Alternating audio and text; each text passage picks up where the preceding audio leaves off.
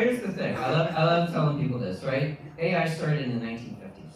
In the 1950s, and there's been this wave after wave of like new algorithms and new approaches and Moore's law, like continuing to, so like it's sort of like what does the next generation of tech do? And I think if you went back into each of those previous decades, again with like the hype curve thing, and you ask people what would happen, like even back in the 50s and 60s, right? It's George Jetson with the whole maid robot, and so like that was the perception of what was going to happen, or Hal, and I don't know when that movie came out, 70s, 80s, something like that. But like people had this perception of what the tech would do, and then eventually figure it out. So like I am not an oracle. I can't really answer that question. I've got a lot of clarity of like sort of the edge of what compute can and can't do now. As we looked at things like generalized intelligence, so like, is it happening in the next decade? Like, it doesn't exist now, that's for sure. And so like, as advancements are made there, like, I think the problem, if you will, and I'll shut up after this, is like, exponential growth is really hard for humans to understand. It's really hard to understand like what it means to have exponential capabilities happen. And so as like GPU and compute, when we get this exponential increase in that capacity,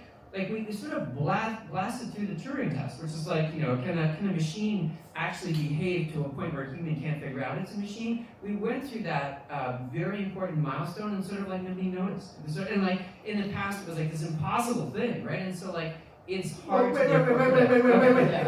We've been working on the Turing Test for what, 65 years? So my point is like when we hit it, I think in advance of when we hit it, people's prediction of how long it would take was not correct in terms of like, is it happening next year? So the scale fall off a bit, right? But I would argue as recently as 5 years ago, if you said when are we actually gonna have a machine that can fool a human to think it's another human, I don't think the answer for most people would have been 2 years now.